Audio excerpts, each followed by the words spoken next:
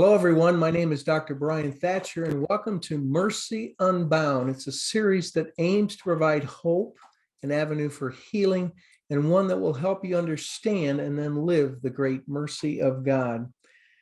With me today, I have a longtime friend I haven't seen in years.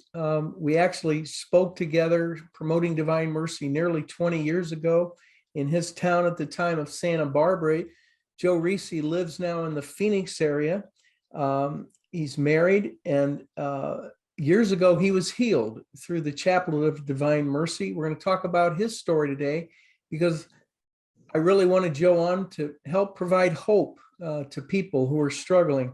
This COVID situation, those that may be discouraged, suffering, down in the dumps, have despair, wonder if God really exists.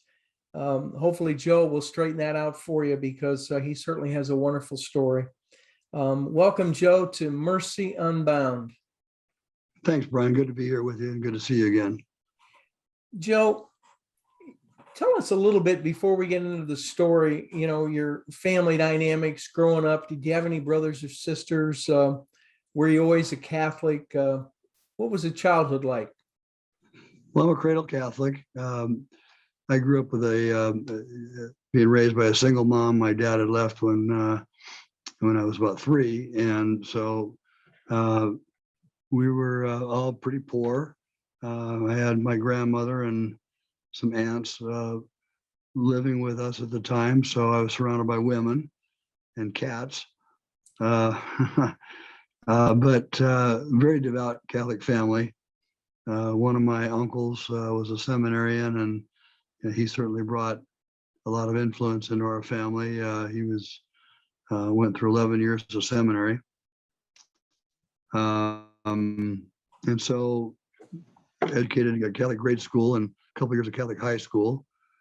My dad did return to our family when I was about 12 or 13 and remained until his death. My mom and dad had another boy, so I was a single only child for 20 years. And then when I was 20, they had another boy who's, now my little brother's almost 46, and I'll be 66 in 4 days. Is your mother still alive? No, she died 8 years ago. Oh, I'm sorry to hear. She was a very holy woman.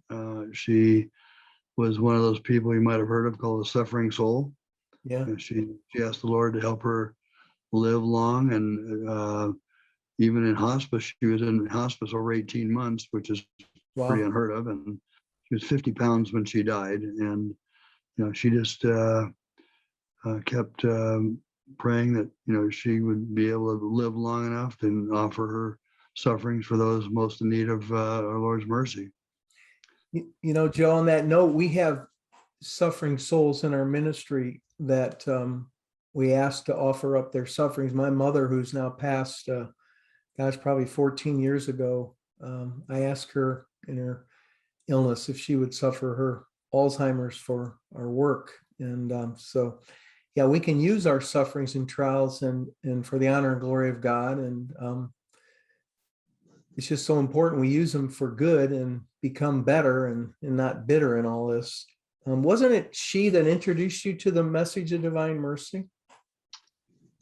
It was. So as I mentioned, a cradle Catholic, my mom's introduced devotional prayers to me throughout my entire life. So in the year 2000, when St. Faustina was actually canonized and Divine Mercy was brought into our church calendar as an official church, I guess, holiday you'd call it,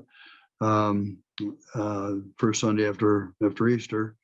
My mom had given me a chaplet of Divine Mercy and says, Joey, she always called me Joey, pray this prayer. So, I dutifully took it from her and put it on the dashboard of my truck. And I didn't do it, Brian. I mean, I may have read through it, but it was just another prayer to me of a litany of so many that had been given to me before. So I didn't really understand the importance of it at the time. And it probably blew out of my truck 2 or 3 months later. And you were driving around, I'm sure you're real estate developer and probably on the road a lot, and the thing blew out and you didn't think much of it, did you? I really didn't. I might have even been relieved a little bit that, oh, good, I don't have to think about doing that prayer now. One less that list that your mother had given you.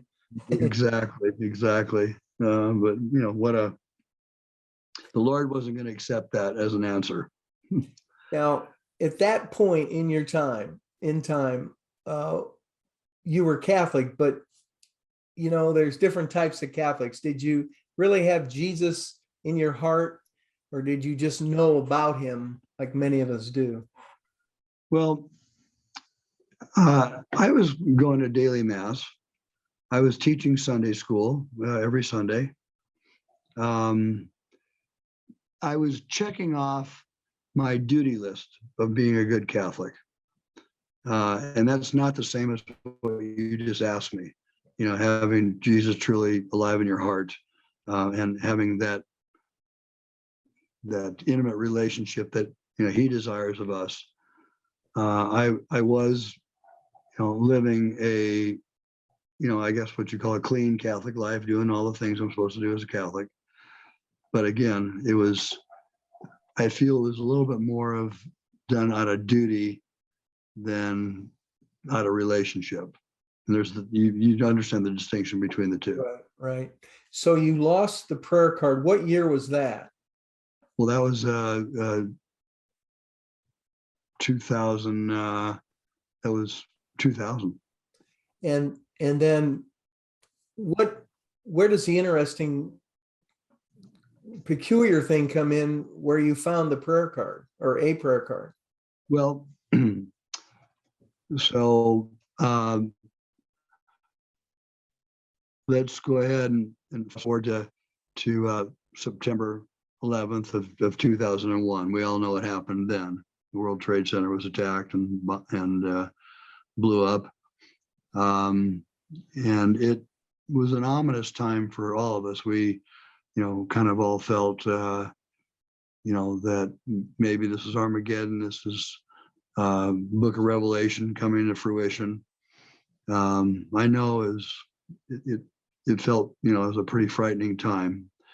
And it happened to be that my oldest boy was going to a school called Brophy, which is a Jesuit school in Phoenix, and they had a father-son prayer breakfast. And we were living in Santa Barbara, me, my wife, and we had our two youngest boys who were at that time were 3, 1.5, and my wife was pregnant with our last boy. She was about 7 months pregnant at the time. And we were all scheduled to go to Phoenix on a flight so I could be with Chris on the Father-Son prayer breakfast. But with the attacks, all the airports were shut down and it was no longer possible to fly. So my wife couldn't bear the 8-hour drive, being 7 months pregnant and 2 little kids in the car like that. So she just asked me to go drive there and be with Chris, but to come right back because she needed me back at home. So I did that, and that was September 16th of 2001. And I remember after the prayer breakfast, my mom met me in the parking lot of Brophy and had a big thermos of coffee for me because she was worried I'd fall asleep at the wheel, driving back to Santa Barbara. She's always that doting mother. And so I took the coffee and was drinking it, and was never much of a coffee drinker, so I was probably a little bit jittery.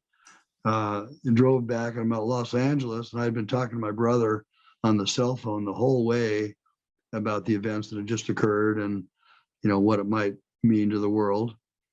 And about Los Angeles, after having drank a whole thermos of coffee, and it's a diuretic, I really had to go to the bathroom. And so this is pre-GPS, if anybody can remember those days when we still had paper maps. And I was on the freeway and really had to go, but I was afraid to get off the freeway in Los Angeles because I didn't know LA and I didn't want to get lost. And the freeway was just completely packed. So I was looking for a bush along the side of the road that I might be able to, pull over and do my business.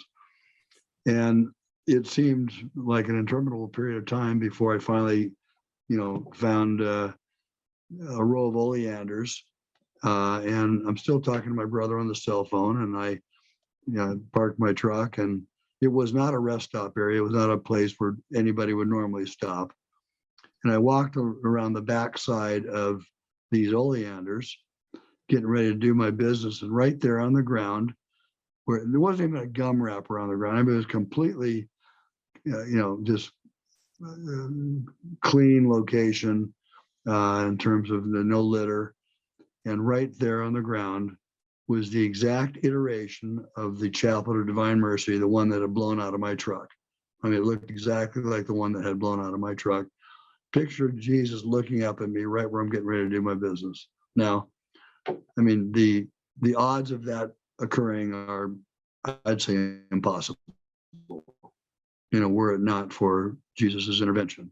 I had never even seen a Chaplet of Divine Mercy before my mother had given me one, and I was 45 when she gave it to me. So, I'm Catholic churches my whole life, and I'd never seen one. So, for there to be one on the ground exactly like the one that had blown on my truck that my mother had given me, obviously was a sign from God that He wanted me to pay attention to this. So I picked it up. I read through it with my brother, and it said inside the same thing my mother had said. She said, "Joey, pray this. It's a powerful prayer." And right inside the chaplet, it says that it's a powerful prayer. So the reading through it, the upshot of the message is that for those who are devoted to Jesus' mercy, that at the hour of their death, Jesus would stand between the dying person and his heavenly Father in a capacity of mercy versus justice. And I read that to my brother, but I didn't understand what that might have to do with me. But more to come. The Lord definitely had plans, and I can go on to tell that portion if you want, or do you want to ask more questions? Tell what happened next. I mean, that even gets better. Well, yes. So, I decided, well, having found it, it must mean something. And so I did it for 9 days. I did a novena, and then put it on a shelf in my house. So let's fast forward to Halloween, All Souls Day. I was in Mass. It was a morning Mass. It's a daily Mass. And I got real dizzy. I almost fell over at the pew. And I knew something was wrong, but I didn't know what it was. And so afterwards, I went to Unilab and had a blood test. And I'd been healthy my entire life. And, I didn't even have a doctor in Santa Barbara at all. We'd only been there for a year at the most, I think, when all this occurred. And so I had a blood test. And then later on that day, I'm in real estate. I'm a developer. I was a successful bidder on a 301-acre property in Santa Barbara County. That was a vineyard. It had been owned by some nuns, Carmelite nuns, that were building a monastery there that was going to be devoted to Divine Mercy. And they lost it in bankruptcy. So it had gone through 5 or 6 years of winding through the bankruptcy courts until finally it was offered, and I was a successful purchaser of that monastery. So 4 days later, actually today, November 4th, it's ironic, but 20 years ago today, I was at an early morning breakfast meeting, and I got a call from Unilab saying, "Mr. Risi, we got your results back, and you need to go see an oncologist." And I said, "Oh my, what's going on? What's wrong?" And they said, "Well, we can't discuss it with you, but just go ahead and get a doctor, and we'll send your records over to him, and he can go through all this with you." So I called up my assistant and had her get the earliest appointment she could with an oncologist, and and then I went up to the monastery that I bought, I was driving around. I wanted to meet with the nun that had lost the property. She was now living next door, I had heard, in a trailer, in a property her brother owned. And her name was Sister Jean Marie Kirby. And I wanted to find out all I could about this property that they had to relinquish, that I had purchased. So I get up there and I'm driving around these, bucolic county roads with vineyards on both sides. And, again, there's no signs or map. I was really lost trying to find this nun. And I see a guy on a tractor on the side of the road. It was Peter. And I hail out to him. I said, "Hey, I'm looking for a Sister Jean Marie Kirby. Who lives around here somewhere. Do you happen to know her and where I could find her?" He says, "Oh my, I work for her." And I said, "No kidding." I said, "Well, I bought this property that she used to own." And she, "Oh, you're Joe Risi from Our Lady of Mount Carmel in Montecito." "Yeah, how'd you know that?" And so we started talking, and real affable character. And a few minutes into the conversation, he asked me if I had ever heard of Saint Faustina, and we hadn't been discussing anything of the subject. And of course, for those who know the chaplet, this message of Divine Mercy was given to Saint Faustina in the 1930s over a period of a few years, and her picture is actually on the back of the chaplet. So again, this very uncharacteristic thing happening, where he's asking me this out of context question and having to do with something that just occurred in my life. And I told him about having found the chaplet, and the whole tone of the conversation changed. He says, "I better take you to Sister Jean Marie right now." So I followed the tractor up to her driveway, and she's got one of those very, large rural mailboxes.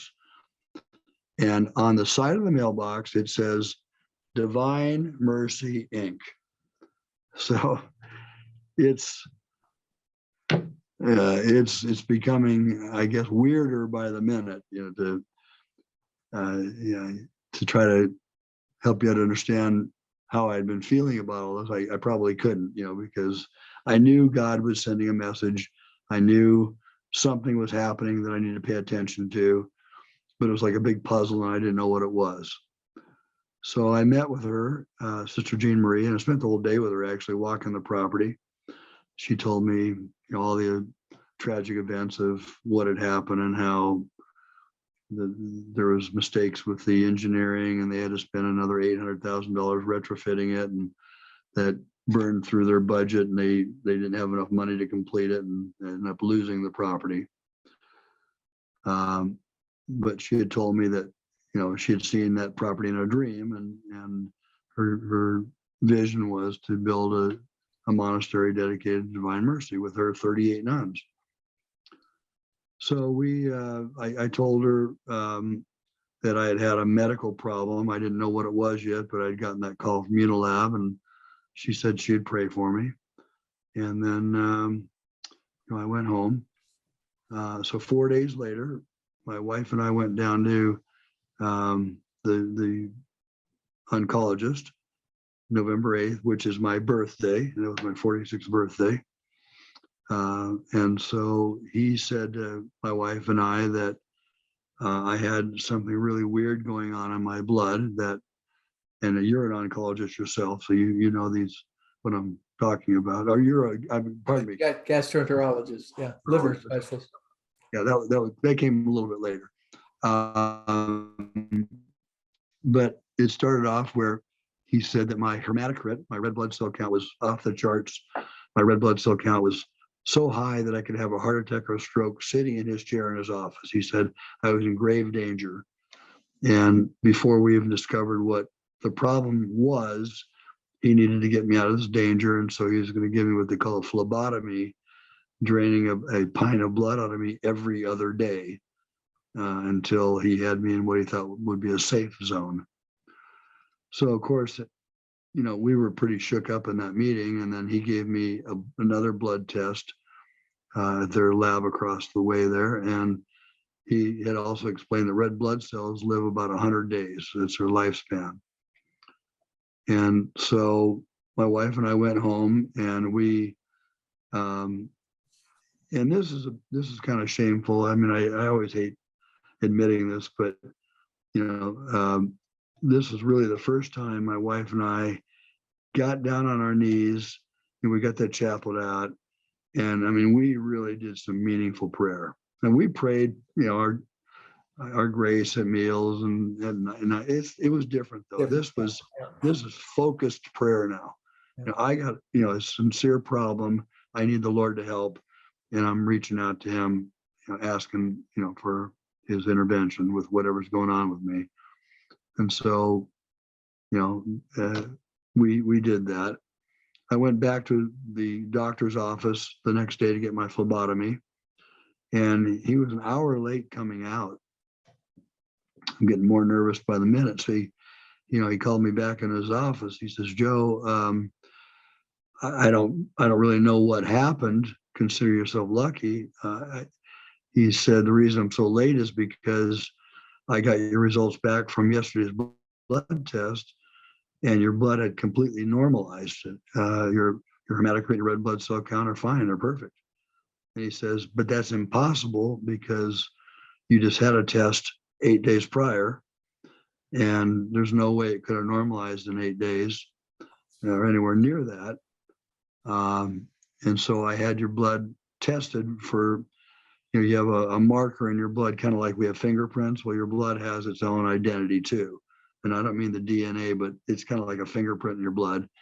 But he wanted to verify it was actually the same person's blood. That's how unique this situation was. But he said, consider yourself lucky. And right away I thought, well, this was a miracle. And I felt truly blessed that I had escaped that situation. Well, on November 21st, I was at another person's office in a meeting, and I get a call from this doctor, and I see it's him. So I asked permission to take the call from the client I was with. He says, the doctor said to me, Joe, I was bothered by everything, and I had your blood sent out for further testing, and you have a liver disease, and it's very serious. It was called hepatitis C, which back in those days, not a whole lot was known about, and they didn't have any cure for it back 20 years ago. They had some experimental things they were doing, but not like the drugs they have out today.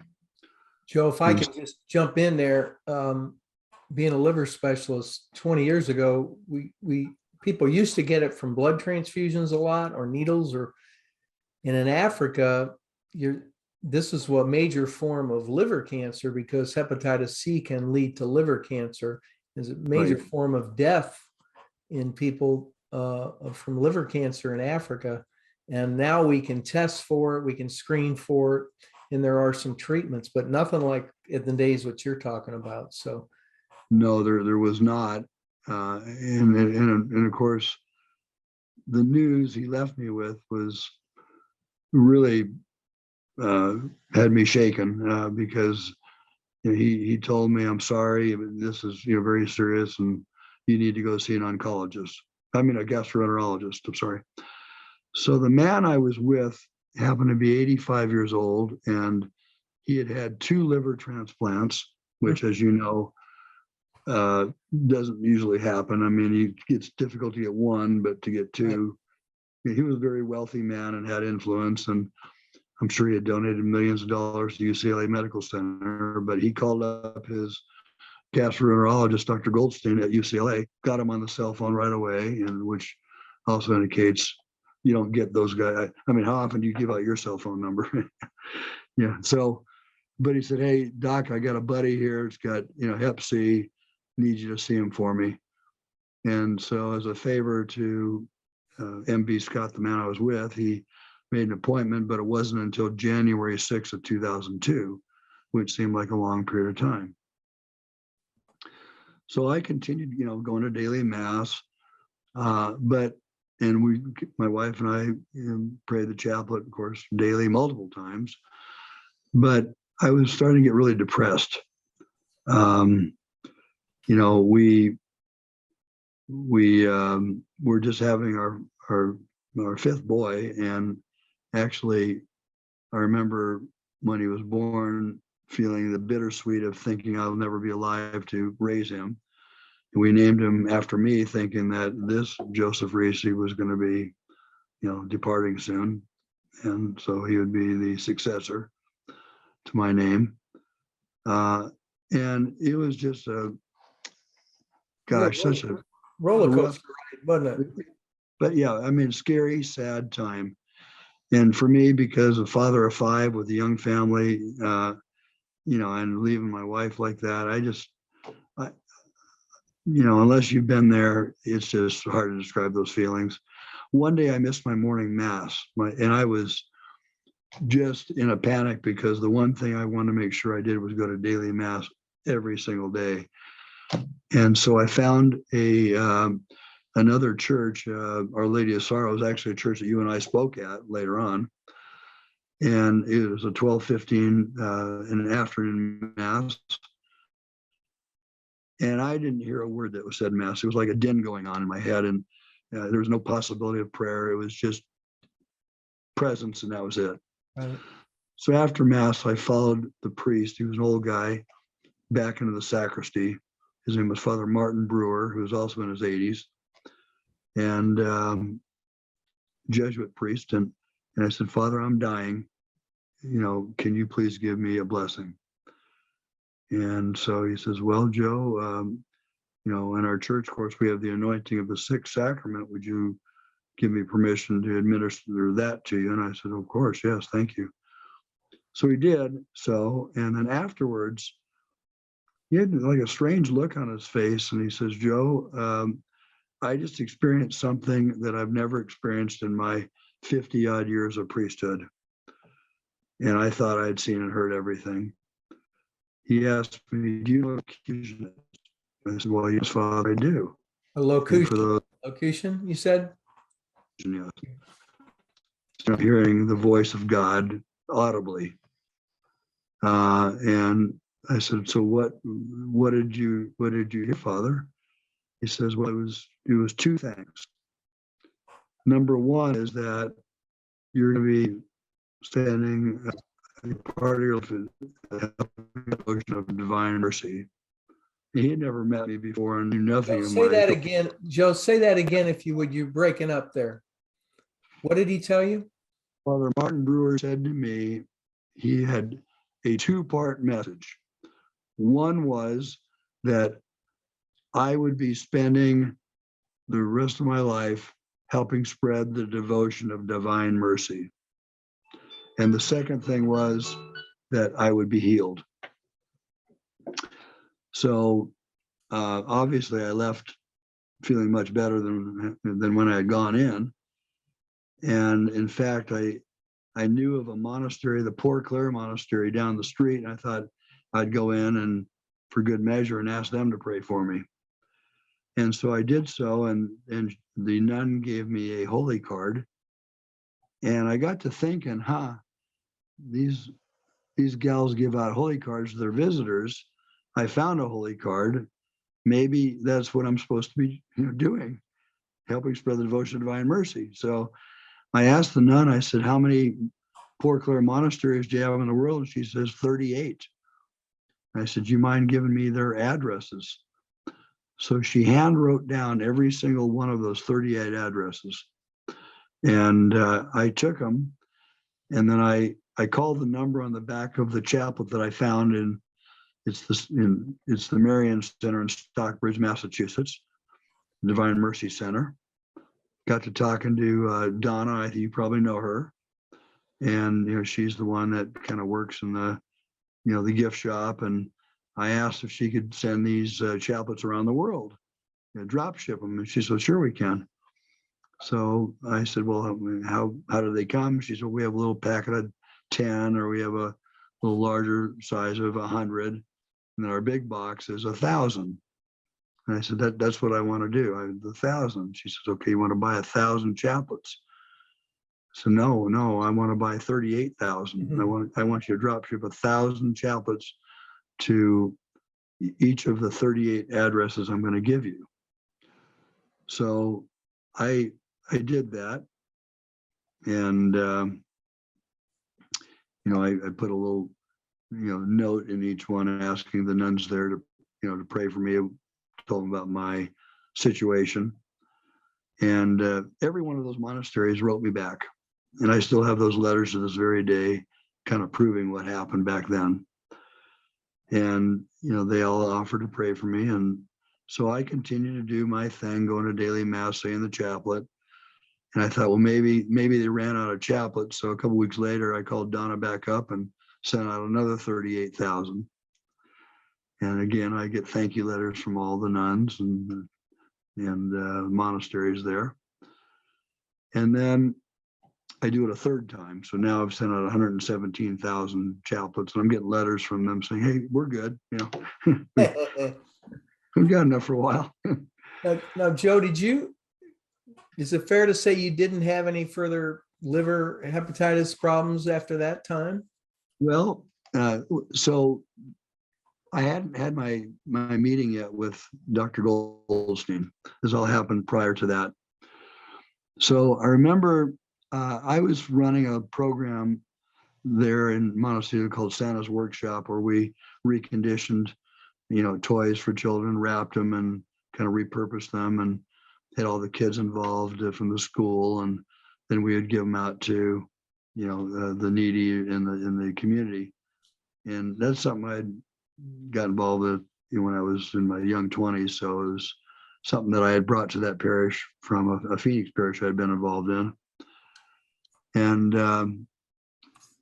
there was a parish party, I remember, but I couldn't go to the party. I sent my wife because I had a meeting for Santa's Workshop.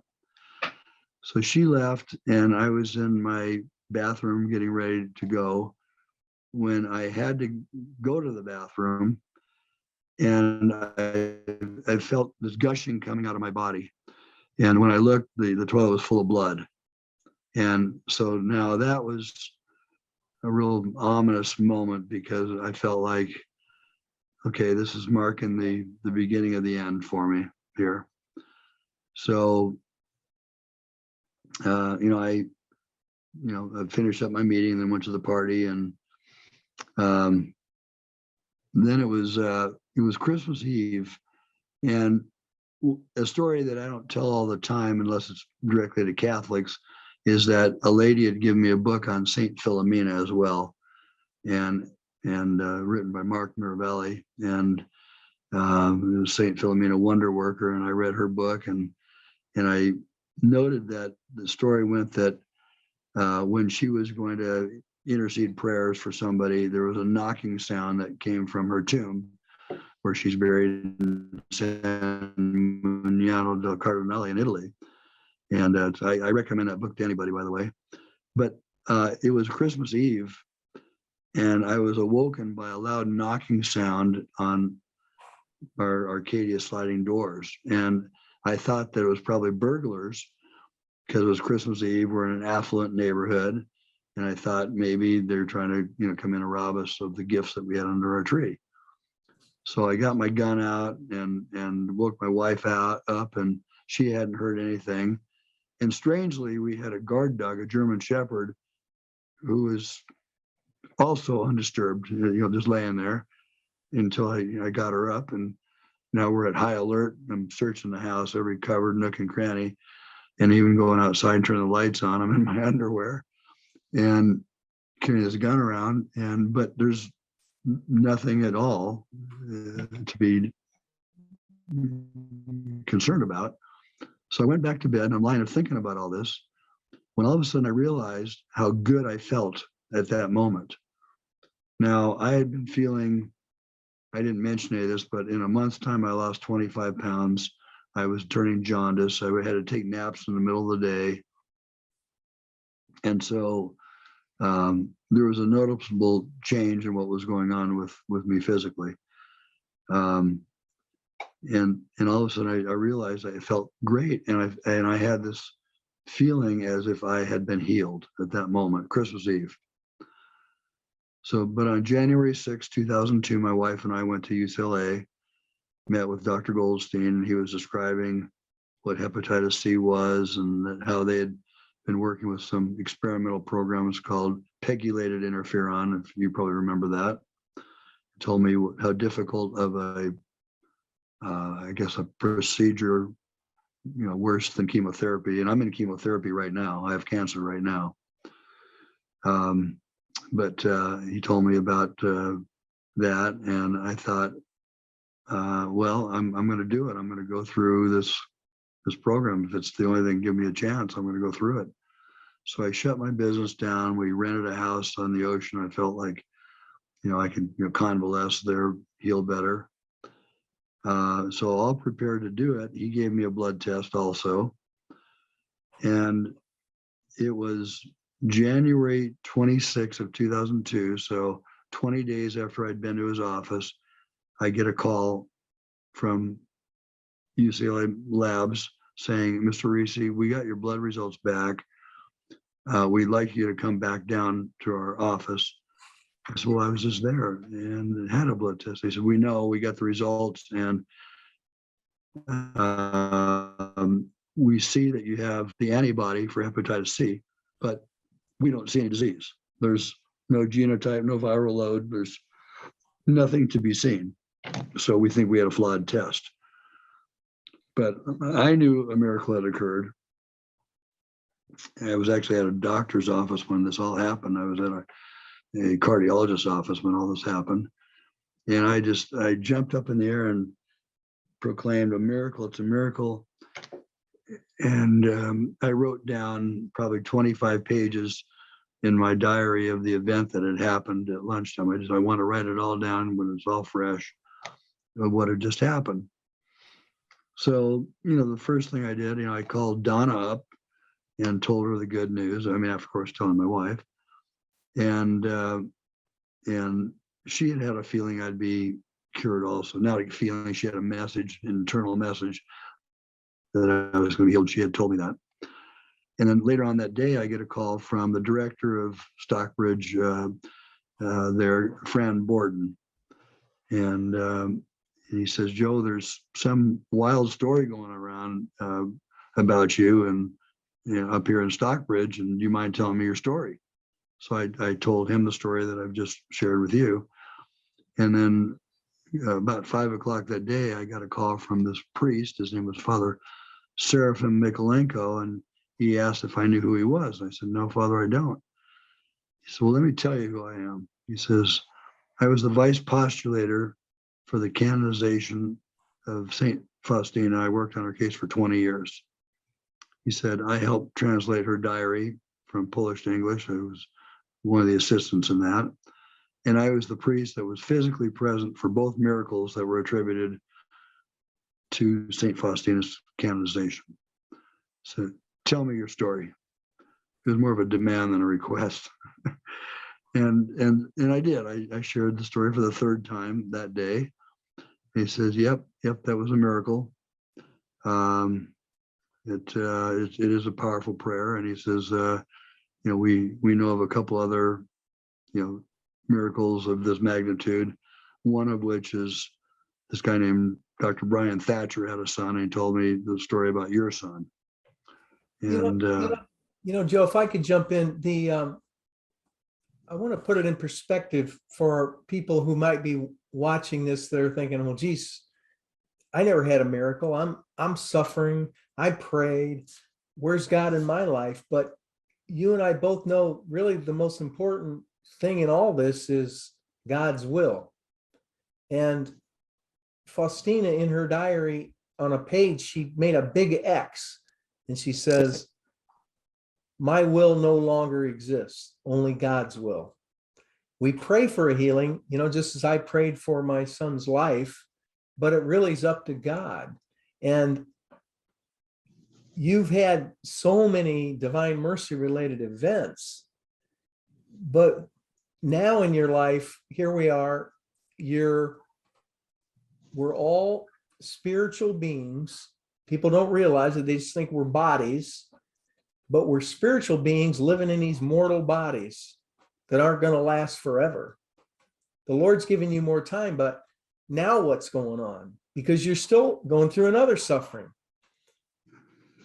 Well, sure. So, for the past 20 years, I haven't done nearly the work you've done with Divine Mercy. You've been a real powerhouse in helping spread this devotion, and so we all thank you for that.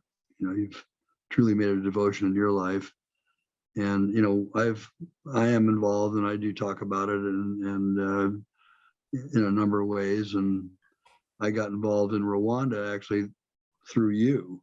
You were bringing the statue there, and I talked to you the day you were leaving, the day before you left for Rwanda, bringing that 18-foot tall bronze statue up to Kibeho, Rwanda. And then I talked to you, I think the day you got back or the day after you got back. And I remember saying to Brian, of course I'm praying the chaplet, I'm talking to people, I'm helping to give mercy missions in churches. But it doesn't feel like enough. Is there, anything else I can do? And you had told me then that the priests wanted to build a prayer grotto to Mary in Kibeho.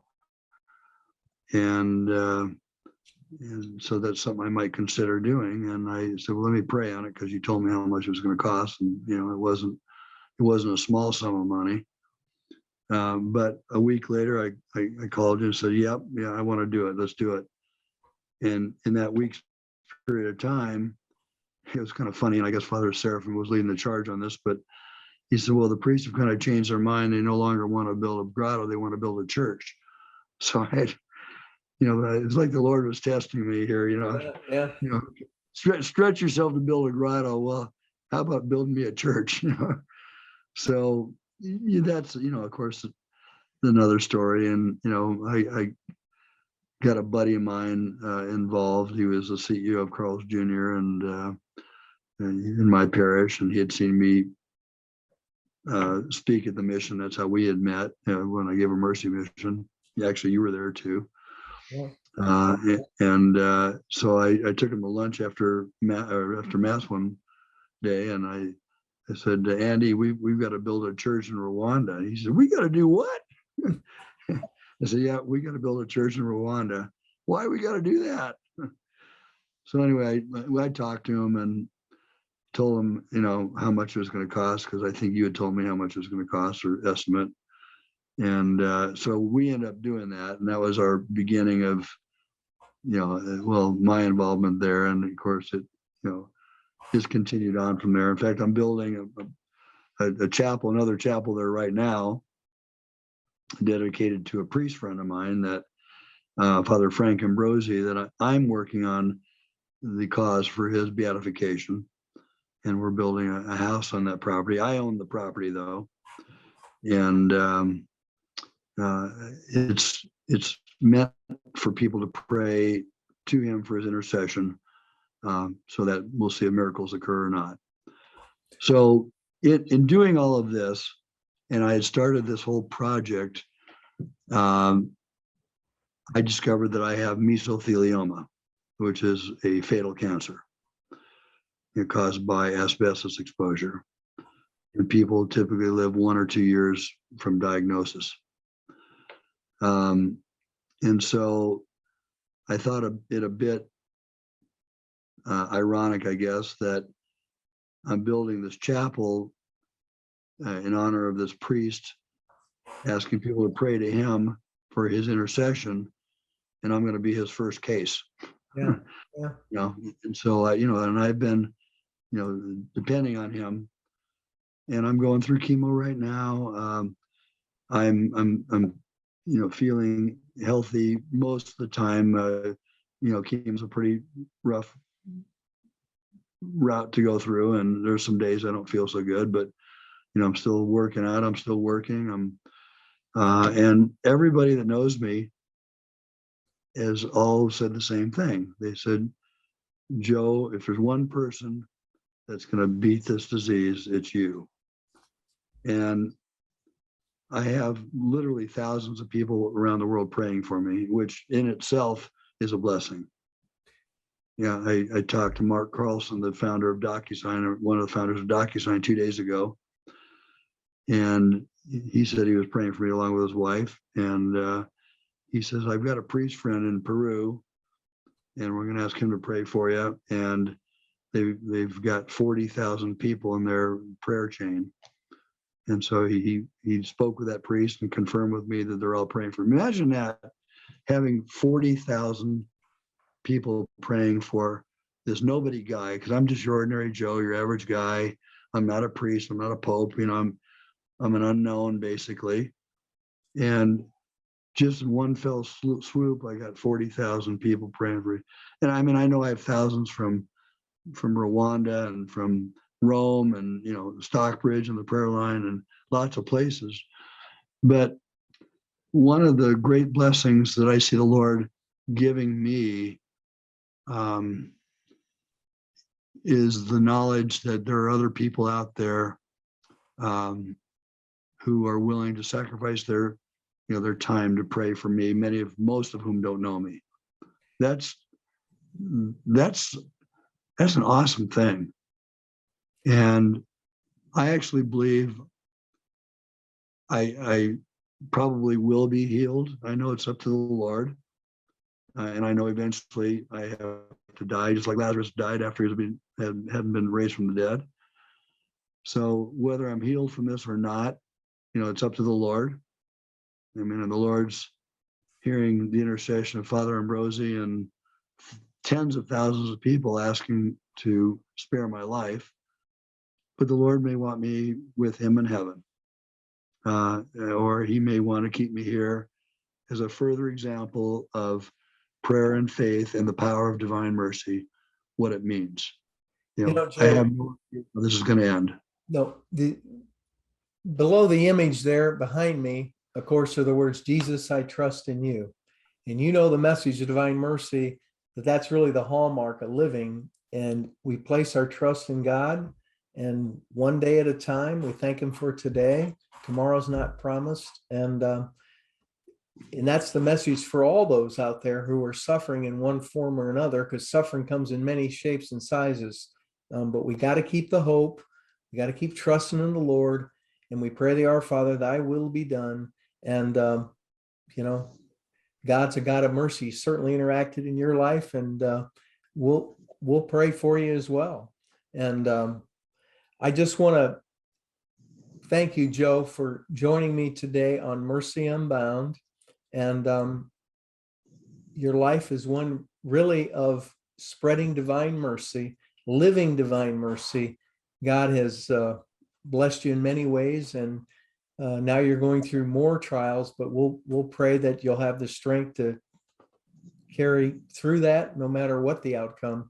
And listeners, just remember, keep the hope, keep the faith, never give up, don't despair. Let Jesus, I trust in you, be the motto of your life. And thank you again for joining me on Mercy Unbound, and God bless. Please subscribe to our YouTube channel for the video portion. The podcast can be heard at anchor.fm/Dr. Brian, Bryan Thatcher, Thatcher, and on all the major podcast forums. I would love to speak at your church or conference, and please consider supporting our efforts to spread the truth to a hurting world. Thank you again. And for more information, go to the website at drbrianthatcher.com.